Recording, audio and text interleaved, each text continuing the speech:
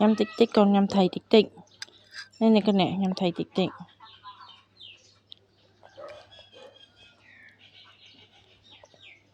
là ôn chút chất si thầy phè lo mà chu khử buổi bài si ban trời nè nhưng cái này nhắm tiện không lên được phía ui hỏi ra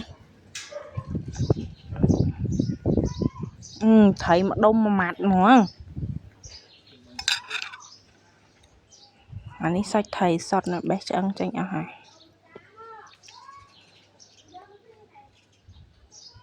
nhắm máy không còn